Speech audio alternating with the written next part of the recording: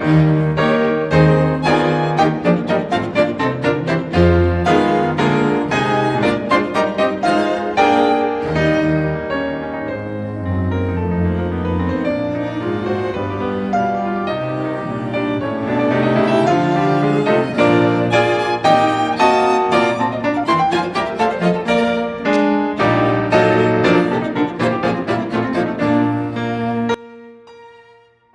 feel about this piano. I don't know how you guys feel, but it's like they are all so.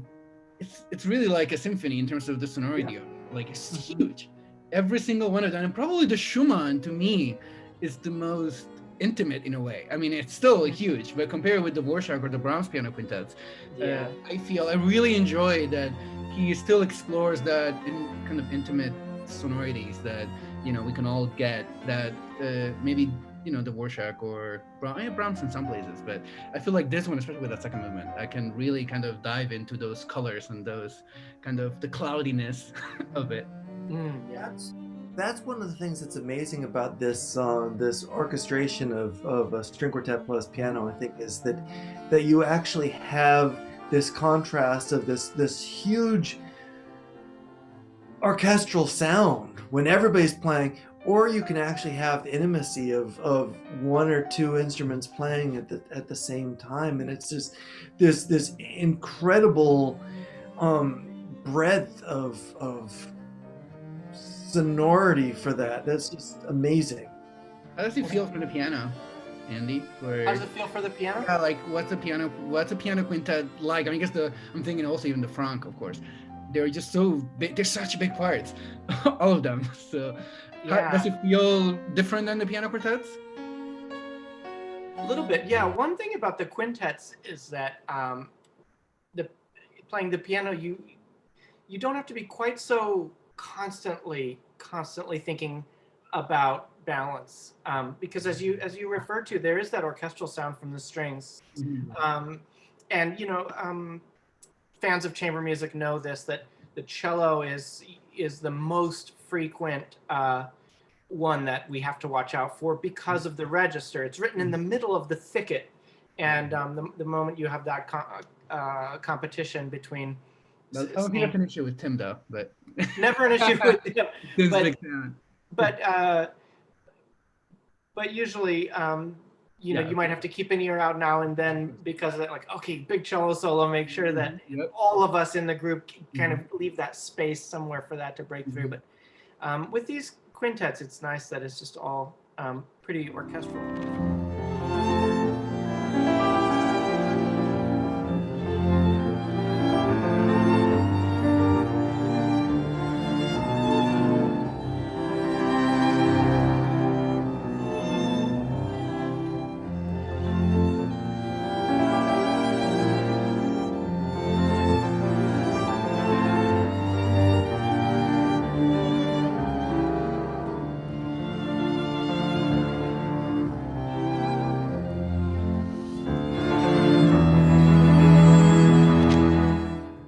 I was talking with a friend recently. We always talk about the dichotomies in Schumann's personality, the two sides of Florestan and Eusebius. But another kind of dichotomy with him that I've been thinking about a lot lately is, if you look at his first 20 opuses, all of those really famous piano solos, you couldn't be more romantic with a capital R and searching, and everything is fantasies. The form is so free.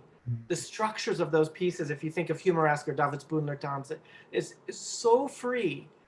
And then when you contrast that with most of his chamber music, the sonatas, the quintets, the quartets, the trios, where not only structurally is it much more classical, like a neoclassical kind of approach, I think texturally there's something almost like, oh, well, what if Beethoven had just been writing 20 or 40 years later?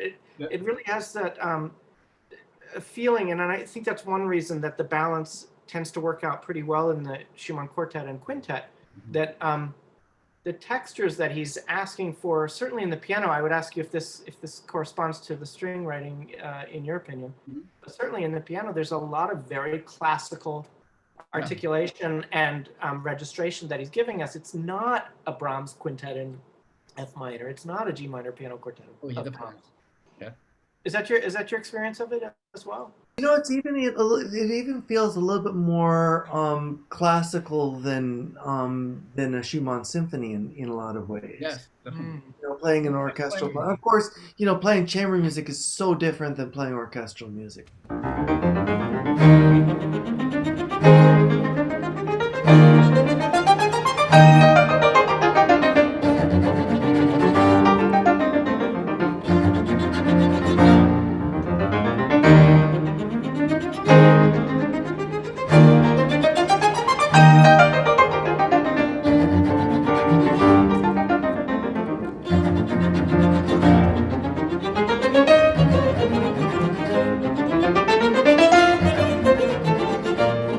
You guys know that he wrote this in 5. He sketched the whole piece in 5 days. That long, huh? Wow. Oh, I get sick to my stomach when I read about, his letters to Clara from the, in those first 20 opuses when he was saying, oh, I just improvised these sheets for you today. It's like, Stavitspulner, you jerk! How is that possible? Yeah, it's insane. These people, these guys, one of a kind. But then, divine inspiration.